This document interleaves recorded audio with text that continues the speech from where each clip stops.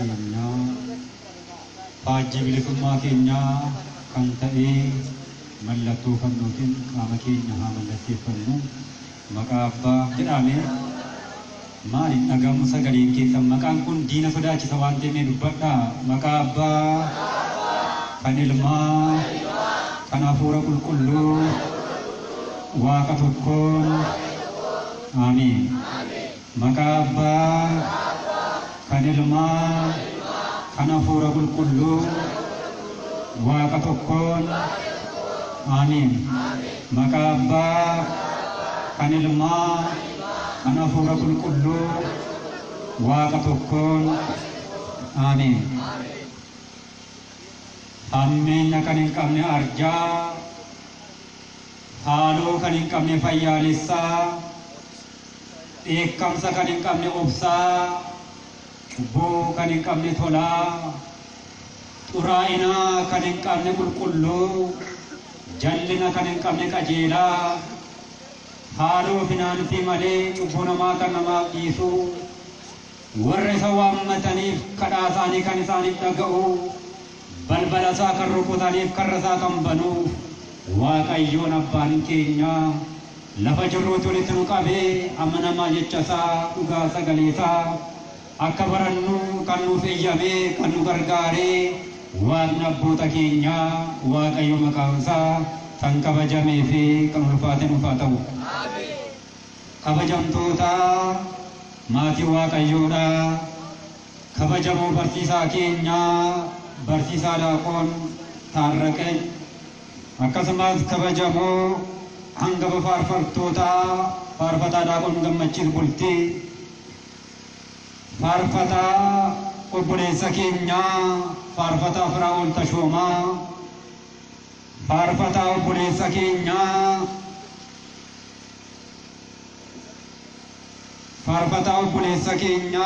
Faayisaa Nagahoo, akkasumas faarfattuu obboleettii keenya Jamaayineeshii fi faarfataa obboleessa keenya Gammachuu hundi keessanuu maqaa Waaqayyootiin nagaa Waaqayyo isin gaafadha. Akkam turtanii? Akkam yoo nageessanii? Yoonaan kan nu ga'ee Waaqni abboota keenyaa maqaan isaa kan kabajameef kan ulfaatu ilaalcha Waaqayyoon galateeffadha. Raajiin raajotaa, simboon duuka bu'ootaa, haati wareegamtootaa, obboleettiin ergamootaa, kan taate addeen qulqulleettiin nurbeen maaranii, nyaata dhugaa kan dhugoominnaa, dhugaatii dhugaa kan jireenyaa, Kiristoosin deessee kan nu kennite maqaan haadha keenyaa, qulqulleettii durboo maaraniis kan kabajamee fi kan ulfaate nuuf haa ta'u. Jaalleewwan Waaqayyoo kan ta'an qulqulloonni, toloonni, wareegamtoonni, eebbi isaanii, sugni isaanii hunduma keenya waliin haa ta'u. Egaa akka jaalalaaf eeyyama Waaqayyootti guyyaa har'aa halkan kanaa kan wal faana barannu mata duree barumsa keenyaas kan nu ta'u kitaaba Nahimiyaa boqonnaa 2 lakkoofsa 20 jecha fudhanneetu ni baranna. Jechi isaallee akkas jedha, nuti garboonni isaa kaanii ni hojjannaa jedha. Mee jabaa sagalee Waaqayyo kana nafareedha hundi keessanuu nuti jedhaanee dhagahamu sagalee keessan dubbadhaa. Nuti jedha garboonni isaa kaanii ni hojjannaa. Maqaa sagalichaatiin maqaan Waaqayyoo tan kabajamee fi kan ulfaate nuuf haa ta'u. Waaqayyoon Abbaan keenya itti fagaatee nu dhiyeessee isa dhiyaatee nu guddisee isa dhokatee nu mul'isee akka nu barsiisu jaalalaaf fedha Waaqayyoo nuuf haa ta'u. Egaa maarree yaa saba Waaqayyoodha. Yoo Waaqayyoon nama barsiise malee, yoo Waaqayyoon dubbate malee, dubbachuun keenya gati hin qabu waan ta'eef Waaqayyoon jabaa sagalee isaatiin keessoo keenya tuqee, jabaa sagalee isaatiin nu booci'ee, jechuun Waaqayyoo sagalee Waaqayyoo nu keessa bulee firii 30, 60, 100 akka argamnu Waaqayyo nu haa gargaaru. Diina amajaajii seexanaa naannawa keenya marsaa jireenya sagalee jireenyaa sagalee fayyinaa kan dhageenya kan nu taasisu Waaqayyo nurraa fageessee hafuura qulqulluu gara keenyatti dhiyeessee yaada biyya lafaa nurraa fageessee yaada samii gara keenyatti dhiyeesse akka nu barsiisu akka nu gorsu jaalalaa qayyama Waaqayyoo nuuf haa ta'u. Egaa jecha kana kan dubbate eenyudha jennee gaafa ilaalle nama maqaan isaa Nahimiyaa jedhamudha. Nama maqaan isaa eenyu jedhamudha? Dubbadhaan afaana nama maqaan isaa eenyu jedhamudha? Eenyu jedhama? Nahimiyaa jedhama. Egaa seenaa nama kanaa gaafa ilaalle kitaaba Nahimiyaa boqonnaa tokkorraa kaanee gaafa dubbifne sirriitti bal'inaan arganna. Nahimiyaa namni jedhamu abbaan isaa Kiliqiyaannaa ta'u dhaloonni isaa immoo eessadha jennee gaafa ilaalle biyya Israa'el keessatti kan dhalate innaa ta'u qomoonsaa sanyiinsaa immoo Ayhudaawidha. Egaa seenaa gubbaarratti akkuma ilaallu uummanni Israa'el kan jedhaman yeroo garagaraatti dabarfamanii garbummaan laattamaa turan waggaa 430 sababa beelaatiin abbaa keenya Yaaqoob faana ta'anii gara biyya Gibxiitti bu'anii Gibxii keessaa waggaa 430 jiraatan. Waggaa meeqa jiraatanii? Waggaa 430 jiraatan. Gaafa jiraatan bilisummaan otoo hin ta'in garbummaadhaan jiraatan. Gaafa jiraatan akka barbaadanitti otoo hin ta'in mootiin biyya sanaadha waan barbaadu isaan hojjechiisa. Irree garbummaa isaan irratti jabeessa. Cubbuuwwan jajjaboo isaan irratti hojjechaa saba Waaqayyoo kana giira hamaa, boo'icha hamaa, cunqursaa hamaa, gadadoo hamaatiin qabee saba Waaqayyoo kana gidirsaa ture nuun jedha. Waaqayyo garbummaa akkanaa keessaa nu haa baasu.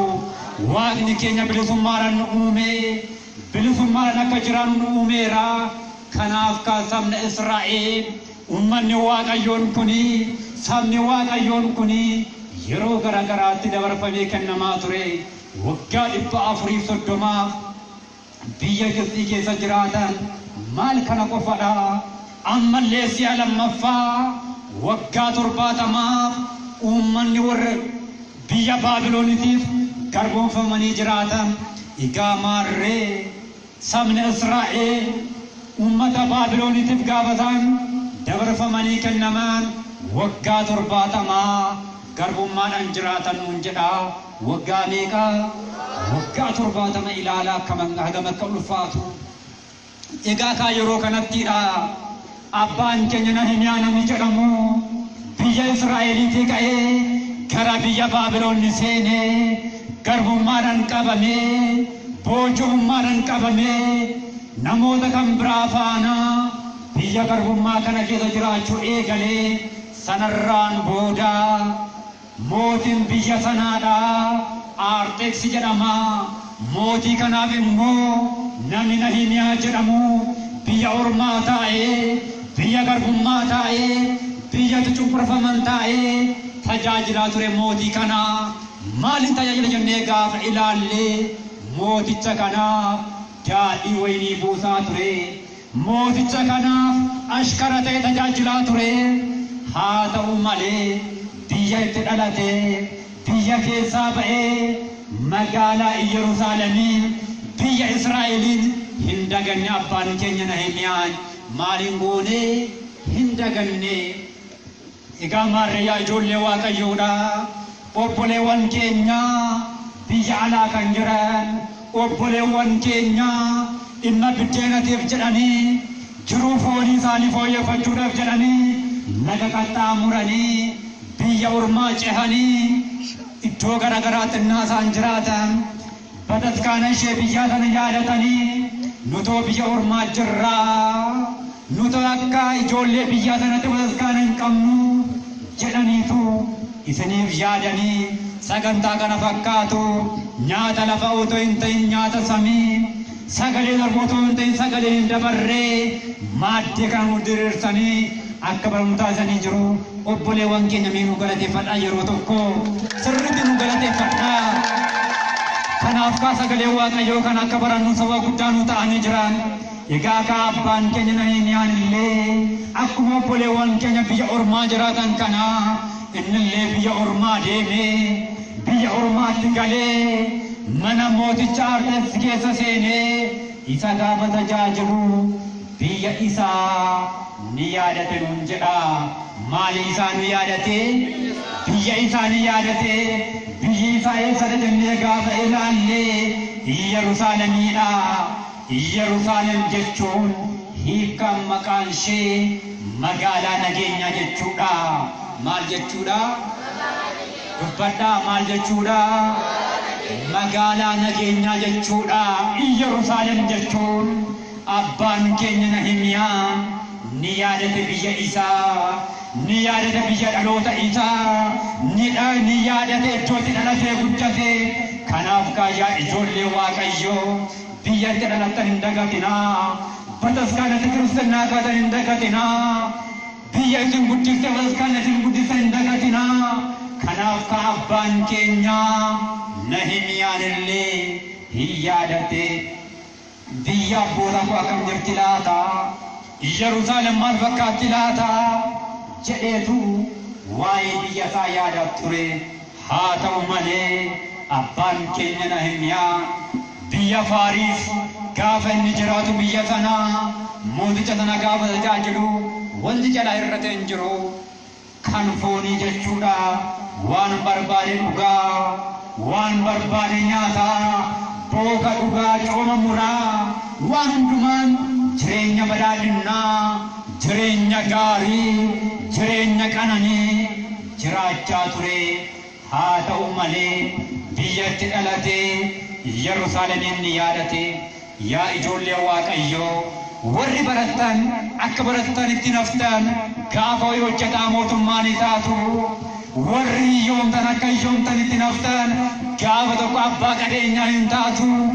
Warri ammaaf jirtan dargaggoonni warri adda keessan jiraattan guyyaa Waaqayyo jedhee guyyaa jaalala Waaqayyoo ta'ee mana ijaarrattanii haadha warraa manaa fuutanii ijoollee horattanii jireenya gaarii jiraachuu dandeessu. Garuu immoo waan tokko hin dagatinaa. Waaqayyo seenaa keessa isiniif jijjiiree, Waaqayyo gulantaa gaarii isin dhaabee, Waaqayyo waan gaarii gaafa isiniif taasisu, Waaqa isin gargaare sana hin dagatinaa. Waaqa iddoo sanaan isin geessan hin irraanfatinaa. Bataskaanatti dhalattanii guddattan hin irraanfatinaa. Abbaa fi haadha keessan warra isin guddisan warra aarsan itti kaffalanii iddoo gaariidhaan isin ga'an sanaa hin dagatinaa. Abbaan keenya Nahimiyaan illee hin yaadate. Sanarraa boodaa waa'ee magaalaa sanaadhaa, waa'ee biyya isaadhaa nama isatti mukaaba barbaadu nama tokko ni argate. Nama biyya isaa maqaansaa Haanaan nama jedhamu. Namni biyyaa ba'ee wal jaalatamoo wal jibbaa? Gaafa fakkeenya biyyaa baatanii akkas biyya fagoo gaafa deemtan nama biyyaa gaafa agartan ni gammaddu moo hin gammaddan? Ni gammannaa. Itti maramnee nagaa gaafannaa. Imimmaan keenya dhangalaasaa garaan nu badaa. Walitti maramneetu nagaa Waaqayyo wal gaafannaa. Biyyi keenya maal fakkaatti? Firoottan koo akkam jiru jenneetu waa'ee biyya keenyaa nama sana faana haasofnaa. Abbaan keenya Nahimiyaan illee nama Haanaan jedhamu gaafa argu, yaa nama biyya koo, yaa nama qomoo koo, yaa saba koo kan taate yaa Haanaan, mee Yerusaalem maal fakkaatti natti himi. Biyya kanarraa ergaa adda ba'ee tureetan jira. Biyya kana ergan deemee bubbuleetan jira. Biyya abboota kootii mee natti himi maal fakkaatti? Kabaja isheetiin jirtu immoo salphatteerti. Akka durii kanatti jirtu immoo fuula ishee jijjiirratteerti. Natti himi jedhee gaafate. Yaa ijoollee Waaqayyoo, isinillee iddoo kanaatti miila keessan gaafa fageeffattan obboleewwan keessan gaafadhaa. Tajaajilli maal bakka ta'eedhaatii gaafadhaa. Uummanni keenya maal bakka ta'eedhaatii gaafadhaa. Amantaan keenya maal bakkaatti jedhaatii gaafadhaa. Kanaaf obboleewwan keenya irraan kanaa biyya ormaa jiran sagantaa kana gaafa qopheessan bataskaana kana fakkaatu gaafa ijaaran gaafatanii ijoollee biyyaadhaa Bataskaanni keenya biyyaa maal fakkaatti? Uummanni keenya biyyaa maal fakkaata? Amantaatti jabaatanii jiru moo badanii jiru? Waaqayyotti amanaa jiru moo Waaqayyo irraa goranii jiru? Haadha keenya durbee maaramitti amanaa jiru moo mana ishee dhiisanii bahanii jiru jechaatu obboleewwan tokko gaafatanii inaanfaa amantaatti irraa ka'anii bataskaana kana fakkaatu ijaarsisaa sagantaa kana fakkaatu yaa'ii kana fakkaatu diriirsanii sagalee Waaqayyo akka baran taasisanii jiru. Galanni Waaqayyo faatu isa kana kan taasise galateeffadhaan Waaqayyo. Kanaaf kaabbaan keenya Nahimiyaan illee nama Haanaan jedhamu kana gaafa argu ni gaafate sanarraa booddee namni kuni akka jedhee Nahimiyaatti yaa Nahimiyaa jedhe garaa isa badaa imimmaan isaa dhangalaasaa ija isaa keessa imimmaa isaa coccobsaa yaa Nahimiyaa seenaan durii sun bakka hin jiru Yerusaalem akka durii sana hin jirtu balballi ishee diigamee jira dallaan ishee babbadeera lafti awwaala abboota keenyaa diigamee jira ittiin jedhe Haanaan yoo kana abbaan keenya Nahimiyaa hin gadde imimmaan isaa dhangalaasee hin boo'ee wayyoo yaa Yerusaalem hin diigamte wayyoo yaa Yerusaalem Sikesa daladheetanan sikesatti gudhadheetanan akkana taate jedhee waa'ee magaalaa sanaa waa'ee biyya sanaa imimmaa isaa dhangalaasee hin boo'ee waa'ee eenyutii fi dubbadhaa maaloo waa'ee eenyutii fi waa'ee Yerusaalemiitiif jedha waa'ee eenyutii fi waa'ee Yerusaalemiitiif kanaaf kaayaa ijoollee Waaqayyoo Yerusaalem jechaa kan waamnu kunii eenyudha jennee gaafa ilaalle Yerusaalem jedhamee kan waamamtu tokkoffaa irratti maqaa biyyaa Israa'el keessatti kan argamtu magaalaa innaa taatu inni lammaffaan Yerusaalem jedhamaa kan waamamtu immoo mana kiristaanaa keenyadha. Maalii keenyadha? Mana kiristaanaa keenyadha. Manni kiristaanaa keenya Yerusaalem jedhamti. Duratti akkuma laalle sanaa hiikkaan maqaan ishee Yerusaalem jechuun magaalaa nageenyaa jennee akkuma ilaalle manni kiristaanaa keenyallee magaalaa nageenyaatiidha. Waa'ee nageenyaa kan itti barannu warra jeeqamanii nagaa kan laattu warra raafaman kan tasgabbeessitu warra badan kan dhiyeessitu warra sagalee Waaqayyoo dheebotaan warra gaarummaadhaan kana hunduma isaanii kan isaaniif laattu eenyudha jennee gaafa ilaalle mana kiristaanaa keenyadha. Kanaaf manni kiristaanaa keenya maal jedhamte ree? Yerusaalem jedhamte. Wangeela Luqaas boqonnaa 24 gaafa ilaalle waamicha maqaa isaatiif kabajni galanni haa ta'uuti. Ilmi Waaqayyo Abbaa ilma durbee maaramii kan ta'e gooftaan keenya fayyisaan keenya qorichi keenya Yesuus Kiristoos gaafa hojii fayyisummaa hojjate abbaa keenya Addaamiin fayyisee gara samiitti gaafa ol ba'u duuka booda isaatiin akkas jedhee gubbaa samii irraa hafuura isin jajjabeessan uffattanitti maal keessaa hin bayinaa isaaniin jedhee Yerusaalem keessaa hin bayinaa isaaniin jedhee egaa maarree Yerusaalem jechaa kan waamnu mana kiristaanaa keenya kanadha. Egaa maarree yaa saba Waaqayyoodha. Abbaan keenya Nahimiyaan illee waa'ee Yerusaalemiin ni gaafateen Haanaaniin sanarraa booddee gaafatee hubatee adda baafatee hin gadde. Balballi ishee diigamee jira, karri ishee gubatee jira, lafti awwaala abboota keenyaa badeera. Waan jedhu kana gaafa dhaga'u abbaa keenya Nahimiyaatti dhaga'amee dabalee ammallee akkas jedheen Haanaan abbaa keenya Nahimiyaadhaan yaa Nahimiyaa maal kana qofadha? Uummanni keenya akka jiruun garboomfame afaan isaa dagatee eenyummaa isaa irraanfatee urmatee jiraachaa jiraachuun jedhee egaa sanaa booda namni Waaqayyoo abbaan keenya Nahimiyaan inaanfaa amantaatiin qabamee jaalala Yerusaalemiitiin lafteen isaa gubachaa waa'ee Yerusaalemiitiif halkanii guyyaa dhiphachuun eegalee nunoo yaa ijoollee waaqayyoo dhiphannaadhaa ta'u waa'ee mana kiristaanaati. Manni kiristaanaa teenya gaafa isheen diigamtu jalqaba irratti gaafa ilaallee mana kiristaana jechaa kan waamnu waan sadiidha. Waan meeqadha? Waan sadiidha. Akka barumsa mana kiristaanaa keenyatti akka lallaba mana amantaa Ortodoksii Tawaahidootti mana kiristaanaa kan jedhaman waan sadiidha. Tokkoffaa mana jennee gaafa ilaallee gamoon mana kiristaanaa ijaarsi mana amantaa maal jedhama? Mana kiristaanaa jedhama. Maal jedhama? Maal jedhama?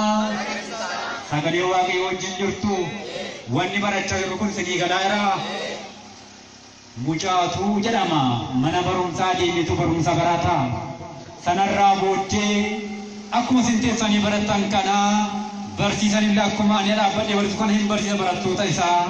Sanarraa booddee akka jedhee gaafataan barattootaan yaa barattoota koo wanti isin barsiisaa jiru kun sinii galaa jira ittiin jennaani barattoonni baay'een isaanii iyyan yaa barsiisaa keenyaa nuuf galaa jira ittiin jedhan. Barattoota jechuudha barataan tokko maal jedhaan seetan barsiisadhaan naaf hin gallee jedhaan maallaaf hin taane naaf hin gallee jedhaan. Sanarraa booddee barsiisaan ka barataadha bakka galuu irra deebi'ee ibsa waan ta'eef irra deebi'ee itti immoo eegalee amma yaa mucaan nanaa barnoonni koosii galeeraa ittiin jennaan ammallee naaf hin gallee jedhaan. Ammallee irra deebi'ee ibsa barsiisaan kun mucaan ammas naaf hin gallee jedhaan. Waan godhuudhaaf naannoo barsiisaan kun maal jedheen seetan barataa kanaan yaa mucaan nanaa wanti itti barsiisa akkasiif hin galle wannummaan dhuftee hoosii galeeraa itti jedhee gaafateen barsiisan mucaan ammas maal jedheeni naaf hin gallee jedheen jechuudha. Maaltu wannummaan dhufee naaf hin gallee jedheen. Kanaaf isinillee adaraa akka takka hin taane. Kanaaf barumsa keenyatti haa deebinu. Egaa inni tokkoffaan mana kiristaanaa jedhama kan waamamu gamoo mana kiristaanaati. Inni lammaffaan immoo mana kiristaanaa jedhama kan waamamu maayila jennee gaafa ilaallee walitti qabamne kiristaanotaa gamtaan kiristaanotaa tokkummaan kiristaanotaa maal jedhama jennee gaafa ilaallee mana kiristaanaa jedhama. Maal jedhama? Maal jedhama? Mana kiristaanaa jedhama. Inni sadaffaan immoo manni kiristaanaa maal jennee gaafa ilaallee qaamni keenya mana kiristaanaa jedhama.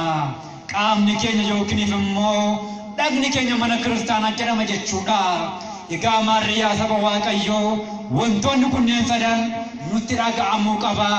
Tokkoffaa gamoo mana kiristaanaa ijaarrachuu qabna. Maaliif jennee gaafa ilaallee gamoo mana kiristaanaa yoo jiraate kiristaanonni walitti qabamaniitu sagalee waaqayyoo ni baratu. Keessatti galaniitu qiddaate ni dhaabbatu. Keessaa fayyinaaf kan ta'u dhiiga foon gooftaatti fudhannaa gaabbiitti gallaa eebbatti arganna waan ta'eef mana kiristaanaa ijaarrachuu qabaanna moo ijaarrachuu hin qabnu? Ijaarrachuu qabna. Kanaaf kan manni kiristaanaa keenya haala kanaan ijaarramuu qaba. Tokkoffaan isa kanadha. Waa'ee kanaas illee dhiphachuu qabaanna. Inni lammaffaan mana kiristaanaa jedhama kan waamamu tokkummaan kiristaanotaa gamtaan kiristaanotaa mana kiristaanaa jedhama. Egaa mee waa tokko sin gaafadha. Isin faana kaleessa mana amantaa dhufaa kam turan har'a jiru moo hin jiran laata? Isiniif gaaffii haa ta'u. Kaleessa abbootiin keenya mana amantaa dhufanii qiddaasee kan dhaabbachaa turan. Kaleessa dhufanii xuwwaa haadha baroo maaranii kan dhugaa turan. Kaleessa dhufanii sanbatee kan dhugaa turan. Har'a hoo jiru moo hin jiran laata? Sirriitti xiyyeeffachuun barbaachisaa. Jiraatan taanaan gaariidha. Waaqayyoon haa jiraachisu. Hin jiraanne taanaan garuu deebisuu qabaannaa, barsiisuu qabaannaa, fiduu qabaannaa, nutti dhaga'amuu qabaata. Kanadha inni lammaffaan. Inni sadaffaan nu dhiphisuu kan qabaatu tokkoon kiristaanotaa nutoo amantaa keenyaan jiraachaa jirra. Qaamni keenya mana kiristaanaa jedhama. Abbaan keenya qulqullicha Phaawulos illee maal nuun jedha? Isin tokkoon keessan mana kiristaanaatiidha. kanaaf jedha abbaan qulqullichi Phaawulos illee foon keessanii Waaqayyoon galateeffadhaan jedha. Qaamni keenya kun akkuma mana kiristaanaa ta'ee nuuni kan galateeffachuu qabaannu Waaqayyooni. Qaamni keenya hundi isaa waan gaarii hojjechuu qabaata malee waan badaa hojjeta taanaan waan cubbuu dalagaa taanaan maal gochaa jirra jechuudha mana kanaa xureessaa jirra maayidhaan cubbuudhaan jechuudha. Egaa abbaan keenya Nahimiyaan illee waa'ee magaalaa Yerusaalem sanaaf hin boo'e hin gadde. Sanarraa booda akkas jedhee Waaqayyoon kadhate akkas jedhee gara Waaqayyootti boo'ee maaloo yaa Waaqayyo samii gubbaa jiraattu kaleessa abbaa keenya Musee wajjin kan turte sabni Israa'eliin gaafa garbummaa biyya Gibxi keessa jiraatan Musee gargaarte Musee wajjin taate saba sana biyya garbummaa keessaa baafte gara dirree Kanaanitti kan isaaniin galchite. Yaa Waaqayyo yaa abbaa koo sin kadhadha yaa Waaqayyo yaa abbaa koo sittan boo'a. Yerusaalemin akkan ijaaruuf na gargaari jedhee abbaan keenya Nahimiyaan gara Waaqayyootti ni boo'e. Gara itti boo'e gara Waaqayyootti ni boo'e. Maayidhaan boo'e jennee gaafa ilaallee kadhannaadhaan gara Waaqayyootti ni boo'e. Subaayee qabatee lagu yookaan immoo soomaan gara Waaqayyootti ni boo'e. Abbaan keenya Nahimiyaan Waaqayyoon ni gargaara ni kadhate. Maaliif jennee gaafa ilaallee magaalaa Yerusaalem akka ijaaruuf seenaa bade sana akka deebisuuf saba gargar faffacee sana gara iddoo tokkootti akka qabu abbaan keenya Nahimiyaan Waaqa isaa uumaa isaanii kadhate. Maarreen illee yaa saba Waaqayyoodha warra badan akka deebisnuuf warra amantaa irraa fagaatan gara amantaatti akka isaan dhufaniif maal gochuu qabaannaa jennee gaafa ilaalle inni jalqabaadha. Gara Waaqayyootti boo'uu qabaannaa. Gara eenyutti boo'uu qabaannaa? Gara Waaqayyootti boo'uu qabaannaa. Waaqayyo abbaan keenya arjaan nu dhagaha. Waaqayyo abbaan keenya gaariidha. Kadhaa keenya nurraati fudhata. Kanaaf gara isaatti boo'uu qabaannaa. Kitaaba qulqulluutti illee barreeffamee jira.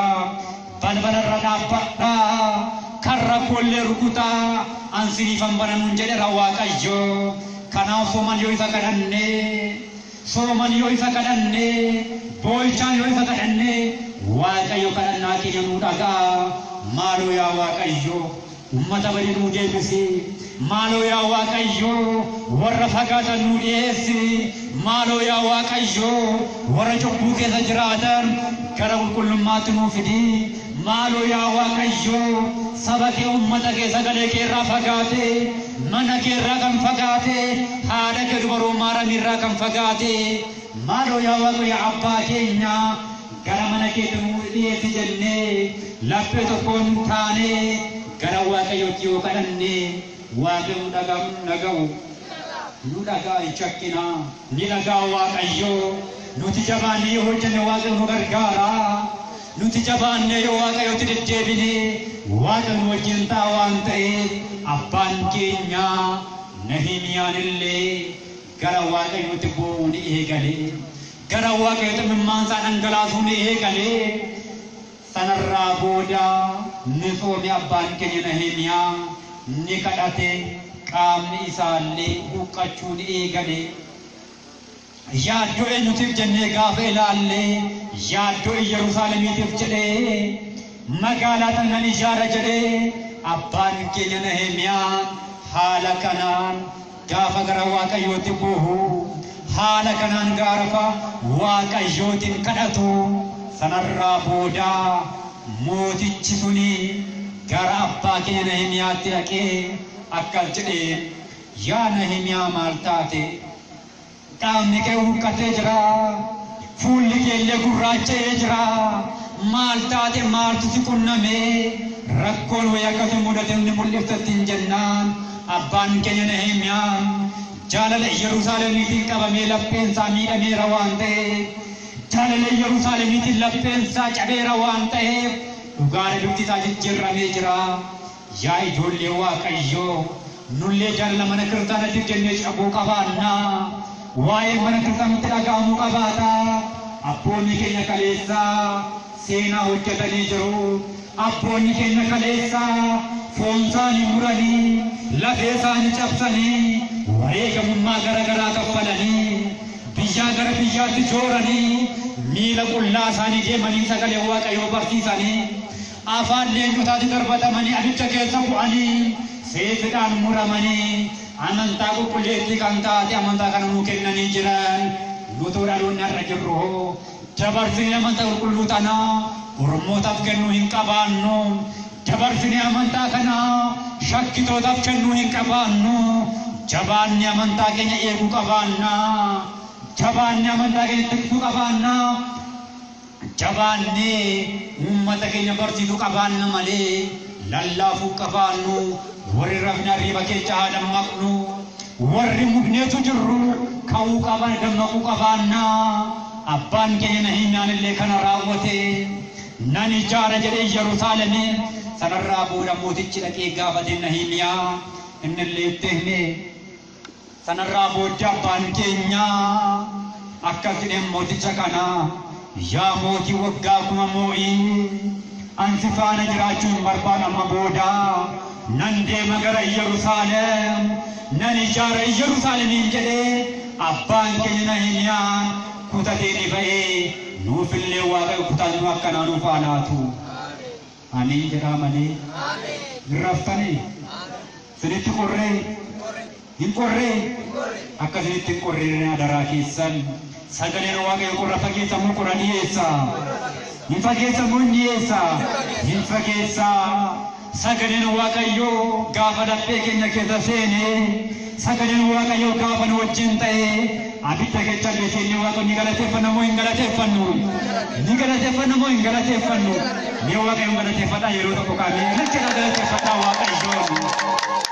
Kanaaf abbaan keenya Nahimiyaan illee mana mootii keessa jiraachuurraa dinqa yookaan masaraa mootii keessa galee jireenya badhaadhinaa jireenya gabbinaa jiraachuurraa saba gidirfamu faanaa uummata gidiraa argu faanaa gidira nan argaa seenaa bale sanallee nan deebisaa jedhee Waaqa uumaa isaa kadhatee imala isaa gara Yerusaalem taasisan jedha. Egaa maarree yaa ijoollee Waaqayyoo imala keenya gara mana kiristaanaatti taasifnu warri magaalaa jiran imala keenya gara baadiyyaatti taasifnu imala keenya gara namoota badanii gara namoota mana Waaqayyoo irraa fagaatanii taasifnu kaleessa isin faana barataa dilbataa ta'anii isin faana faarfachaa kan turan akka isinii kana dhalaadii uffatanii Waaqayyoon kan galateeffachaa turan har'a garuu mana Waaqayyoo keessa kan hin jirre jiran obboleewwan tokko tokko kanaaf kan imala keenya garam gochuu qabaannaree gara isaanii boonee isaan hin barsiifne gara mana Waaqayyootti deebisuu qabaanna. Imalli keessa kana ta'uu qabaata. Wangeela Maatiyos boqonnaa 10 lakkoofsa gubbaarratti gaafa ilaalle Waaqayyo gooftaan keenya fayyisaan keenya Iyyasuus Kiristoos barattoota isaa duukaa bu'oota isaatiin akkas jedheen deemaa gara Yerusaalem jedheen deemaa gara isaanii jedhee gara Yerusaalem deemaa hoolota badan barbaadaa fidaa gara mana kootti isaaniin jedhee egaa Waaqa barallee akka nuun jechaa jira hoolota koo warreen badan barbaadaa nuun jechaa jira warra mana koo keessaa ba'an warra oobdii koo keessaa fagaatan gara mana kootti naa fidaa jedha waan ta'eef nullee sagalee Waaqayyoo kanaaf tolee jennee jecha isaatiif amanamnee warra barbaadan deebisuu qabaanna warra fagaatan dhiyeessuu qabaanna warra biyya lafaatiin xuraa'an qulqulleessuu qabaanna. Maayikaan jennee gaafa ilaallee sagalee Waaqayyootiin maalitiin sagalee Waaqayyootiin qulqulleessuu qabaanna gaabbidhaan qulqulleessuu qabaanna dhiiga foon gomsatiin qulqulleessuu qabaanna. Ammallee kitaabni akkam jedha tokkoon isaanii abidda keessaa butaati baasan jedhe jechuudha. Har'aan kana namoonni baay'een isaanii abidda keessa jiraachaa jiru. Ilaalchi biyya lafaa abiddadha. Cubbuun abiddadha.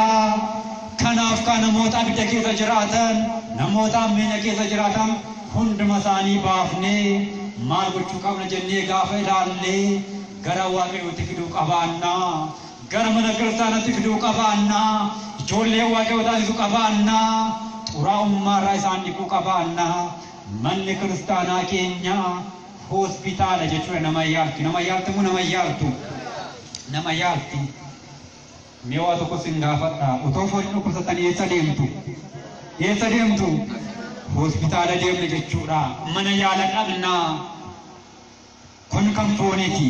Erga dhattanii booddee hospitaala mana oddoo isaa waan seentanii qofa hin fayyitu. Eenyu barbaadna? Eenyu barbaadna? Qoricha dura namni barbaadamu jira. Eenyu barbaadna? Doktora barbaadna. Eeshi doktora immoo arganne. Erga arganne booddee immoo maal nu godha? Dhibee nu gaafata miti. Eessatti dhukkubaan hin jedha. Mataa yoo ta'e maa akkam si godhaan hin jedha. Si ho'isa moo bu'oo qabda moo hin jedha. Gara yoo dhukkube immoo maal jedha hin jedha. Si ciniinaa namni hin jedha miti jedhee nu gaggaafata. Ammallee doktorri kuni waan nu gaafate qofa fayyuu dandeenya? Hin danda'ama? Hin danda'amu. Erga nu gaafate booddee immoo maal nu godha? Qoricha nu kenna. Gaafa qoricha kana nu kennu immoo maal nu godha jennee gaafa ilaalle haala fayyadamu qoricha kanaan nutti hima. Ganama kiniinii haa ganaa liqimsi. Qursii nyaatutti akkas godhi nu jedha miti ree? Eeyyan. Amma laala isteeppii kanarra geenyee jirra. Kana hundumaa gosa doktoraa dhageenyee yoo gosa sana hojii oolchuu baanee fayyadamu fayyinu. Hin fayyinu jechuudha. Inni kun kan fooniiti. Karaa furmaata fudhadhaa. Manni amantaa teenya hospitaala lubbuuti. Kanaaf namoonni baay'een isaanii biyya lafa irratti cubburan kan nukkutatan jiran. Isaan hundumti isaanii maal barbaadu jennee gaafa ilaalle qoricha barbaadu.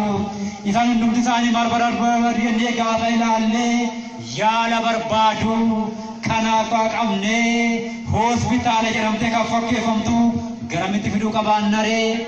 Gara mana kiristaanaa kanaatti fiduu qabaanna. Ergaa dhufanii booda oddoo kana waan siranii qofa fayyan jechuudha. Walii galla miti. Maaliif isaan barbaachisa jennee gaafa ilaalle doktoroota isaan barbaachisa jechuudha. Dhibee isaaniitti wallaansa kan isaaniif ta'u abboonni kan luboonni isaaniin barbaachisu, lallabdoonni isaaniin barbaachisu. Sanarraa booda haala kanaan itti himamanii baratu.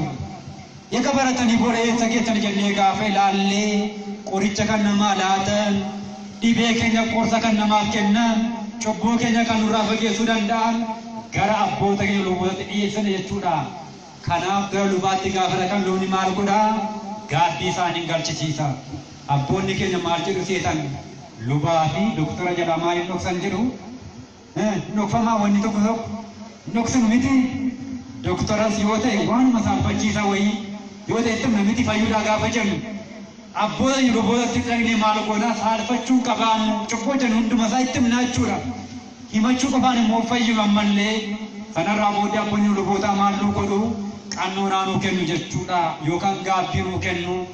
Qannoonaa nuu kennan sana haala yoo raawwanne yoo taasifne cubbuu keenyarraa hin fayyinaa jechuudha. Kanaaf qaamarree yaa uummata waaqayyoodha. Warra biyya lafaa keessa jooran, warra dhibee dhaba, warra gorsa dhabaniitu dhibeedhaan rakkatan hunduma isaanii waaqayyoo akka waamu qabaannu, gara mana isaatti akka dhiyeessuu qabaannu kun akeeka waaqayyooti waan ta'eef kana goone akka argamu waaqayyoon nu haa gargaaru. Waaqayyoon nu haa gargaaru.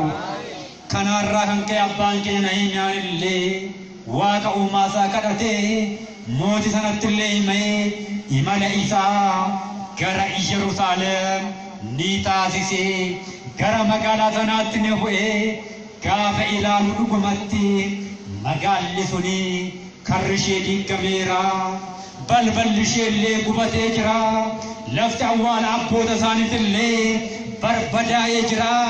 Uummanni biyya sanaallee afaan isaanii dagatanii eenyummaa isaanii irraanfatanii orma ta'aniitu jiraachaa turan. Kun hundumti isaa dhukkubbii sammuutti ta'e abbaa keenya Nahimiyaa jechuudha. Sanarraa booda sagalee jabaadhaan waamicha guddaadhaan ergaa tokko dabarse abbaan keenya Nahimiyaan uummanni magaalaa kana keessa jiraattan hundi keessanuyyuu ba'aa Yerusaalemiin ijaara isaaniin jedhee Yerusaalemiin maalli goonaa? Dubbadhaa maaloo Yerusaalemiin maalli goonaa? jedhame nafan Yerusaalemin jedhame Yerusaalemin jedhame ni ijaarraa jedhame Waaqayyo akka ijaaruun haa gargaaru hin shakkinaa warri badan ni deebi'u warri fagaatan ni dhiyaatu warri ganan ni amanu hin shakkinaa nu qofti haa jabaannu malee nu qofti Waaqayyo haa kadhannu malee Waaqayyo abbaan keenya nu gargaara moo nu gargaaru nu gargaara saba Israa'eliin garbummaadhaa kan baase nuni nu gargaara moo nu gargaaru nu gargaara galaana Eertiraa iddoo lamatti hiree lafa hoggaa keessa kan ceesise Waaqayyo nuni nu gargaara moo nu gargaaru nu gargaara kanaaf ta'u Waaqayyo abbaan keenya jabaadha waan ta'eef hin shakkinaa kanaa booda abbaan keenya Nahimiyaan illee koottaa Yerusaalemin ni ijaarra jedhee waamicha ni dhiyeesse har'as waamichi kuni tokkoon keenya bira ga'uu qabaata ijoolleewwan jalaa guddatan ammarraa eegaltanii bataskaana keenyatti mana amantaatti barumsa duqunnaa barachuu qabaanna moo qabaannu barattu moo barattan barachuu qabaanna jechuudha duqunnaa barannee mana amantaa tajaajiluu qabaanna barannee manneen kiristaanaa cufaman bansiisuu qabaanna kanarratti jabaannee wal gargaaruu qabaanna jechuudha ammallee akkanumatti immoo barannee ammas lallabaa taanee saba sagalee Waaqayyoo dheebatee obaasuu qabaanna faarfataa taanee saba uummata keenya tajaajiluu qabaanna jechuudha egaa maarri abbaan keenya Nahimiyaan illee haala kanaan koottaa Yerusaalemiin ni ijaarraa koottaa Yerusaalemiin ni hojjanna jedhee waamicha isaa ergaa isaa ni dabarse ergaa kan erga dabarsee booda uummanni magaalaa sanaa hundi isaanii dhaga'anii hundi isaanii walii galanii abbaa keenyaa Nahimiyaa faana hiriiranii Yerusaalem ijaaruudhaaf ni ka'an hunduma keenya Waaqayyo nu haa kaasu baay'een keenya rafneerra yaa ijoollee Waaqayyoo baay'een keenya muknee jirraa hin jirra fakkaanna malee bari hin jirru dhaabbannee fakkaanna malee dhaabbanneetu hin jirru kanaaf jabaachuun nu barbaachisa cimuun nu barbaachisa Waaqayyo hunduma keenya akka nu cimsu jaalalaa fi eeyyama Waaqayyoo nuuf haa ta'u kitaaba faarfannaa Daawit faarfannaa 137 lakkoofsa tokko gubbaarratti gaafa ilaalle akkas jedha biyya garbummaa Baabiloon ta'anii faarfannaa isaan faarfatan uummanni Israa'el akkas jedha abbaan keenya faarfataan Daawit biyya garbummaa Baabiloon hin teenye laggeen Baabiloon cinaa teenye waa'ee Tsiyoon gaafa yaadannu hin boonye jedha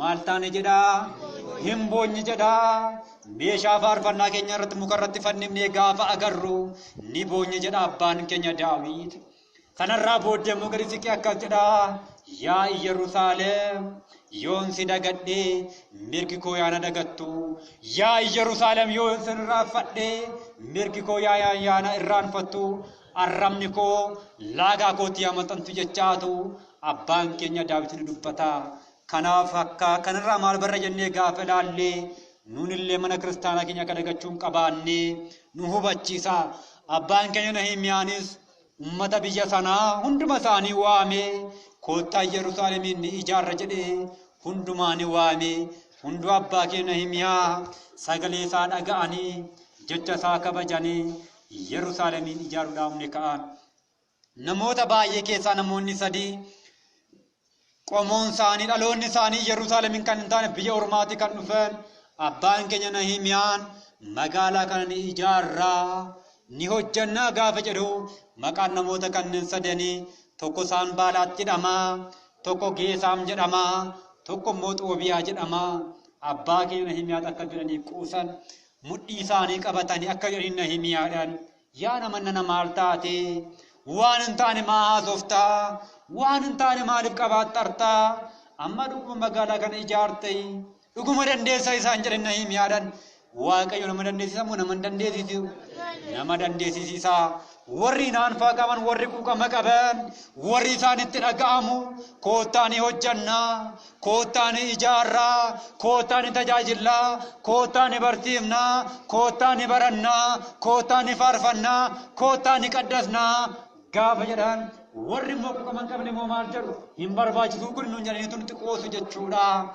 Akkuma mammaaksi keenya jedhu sanaa osoo sareen duttuu gaalli mala isheetti fufte akkuma jedhamu sanaa kan barbaadu yoo mormallee hojii dhugaa hojjechuudhaaf duubatti hin deebinu waan ta'eef abbaan keenya Nahimiyaan hotoksaa dubbiin jarreen kanniini duubatti osoo isaan deebisanii namoota kanneen qabatee namoota kanneen sassaabbatee magaalaa Yerusaalem ishee diigamte kanaa guyyaa 52 keessatti ijaaree ni xumure nuun jedha kabanyiif galanni Waaqayyoo jedha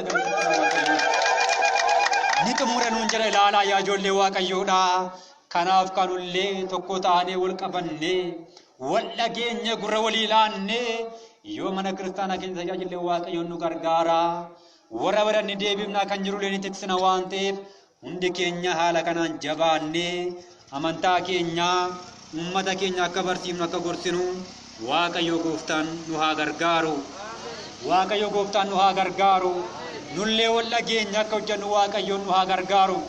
Kitaaba xumure barnoota koo qofa dubbadheen goolabaa kitaaba fakkeenyaa boqonnaa 6 lakkoofsa 9 gubbaa irratti gaafa ilaallee akkas jedha ati yaa ibaa annanaa nun jedha hanga yoomiin raftaa yoo harriba keessaa kaataa nun jedha ati yaa ibaa annanaa ati yaa nama sana fiinnanaa hamma yoomiin raftaa hamma yoomiin ciiftaa yoo harriba keessaa kaataa nun jedhe nutti hima jechuudha. Kanaaf yaa ummata Waaqayyoo rafuun qabnu dammaquu qabaannaa ciisuun qabaannu ol jennee hojjechuu qabaanna waan ta'eef abbaa keenya qulqullicha Nahimiyaa irrallee kan barru kanadha.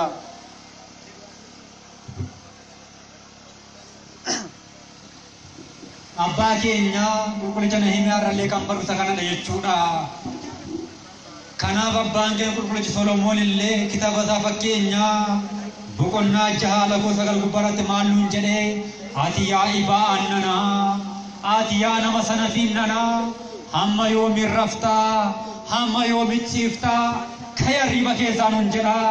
Har'as Waaqayyo ka'aa nuun jechaa jira arriba keessaa arriba gantummaa keessaa ka'aa nuun jechaa jira.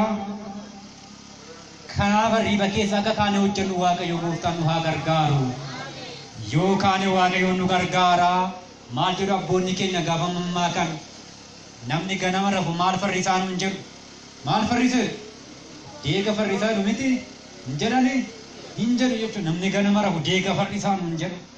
Kitaabni illee maal nuun jedha seetaan akka hin yoomneef nuun jedha akka hin yoomne maal hin jaallatin nuun jedha riban jaallatanii nuun jedha. Fakkeenya tokko qofa kaasan barumsa goolabaa abbaa manaatii fi haadha manaatu wajjin jiraachaa ture jedhama. Kanarraa booda gaafa wal faana jiraatanii guyyaa gaafa tokko walitti bu'aniitu abbaan manaatiif haati manaa abbaan manaa hojjetaa warshaati jechuudha. Sanarraa booddee ganama keessaa wal tokkotti gara hojii isaa deema waan ta'eef haala warraa manaa kanatti aaree maal jedha seetaan dubbisuu dide jechuudha. Aaree boqorriseetu taa'ee barreeffama barreessetti kenna jechuudha. Yaa haadha manaa koo jedheen ganama sa'aatii tokko gaafa ga'u arriibaan akka ta'e maal godhee waraqaa irratti barreessee waraqaa jettu takka fudhetti kenna jechuudha haadha manaa isaatti. Inaarti isheen illee hagam kan na tuffateedha jette isheenis hagam kan na tuffateedha gooftaan tuffiidha miti na dubbisuu didee waraqaa natti barreessee kan na biraa rafu jettee isheen illee shullim jettee raftee isheen immoo isa dursite arriibaa kaati jechuu sa'a 11 otoo hin ga'in sa'a 10 naannoo sa'a 10tti gaafa isheen kaatu arriibaa gaafa arriibaa naannoo sa'aatii 10tti kaatu isheen illee akkuma abbaa manaa ishee tana maal goote tan yaa abbaa manaa koo sa'aatiin hojii ga'eera arriibaa keessatti maal goote waraqaa irratti barreessite tiraafii irra goote biraa deemte jechuudha. Namichi illee kaan hojiin illee maalte achumaan hafe jechuudha. Yeroon ammaa yeroo itti wal dammaqsinu waan ta'eef hundi keenyaa wal dammaqsinee wal cimsinee amantaa keenya eegne ummata keenya illee barsiifnee dhaaltuun mootummaa isaa akka taanu Waaqayyo gooftaan nu haa gargaaru. Amma yeroo kana amma sa'aatii kanaa kan nu barsiisee kan nu gorsee Waaqni abboota keenyaa Waaqayyoo maqaan isaa tan kabajamee kan nuuf haa ta'u jecha dhageenya kanaan sagalee baranne kanaan 30 60 100 buufannee dhaaltuu mootummaa isaa akka taanu Waaqayyo nu haa gargaaru. Xumura hunduma keenyaa Waaqayyo tokkoon tokko keenyaa nuuf haa bareechu. Sagantaa keenyas Waaqayyo nuuf haa eebbisu. Galanni Waaqayyoof haa ta'u.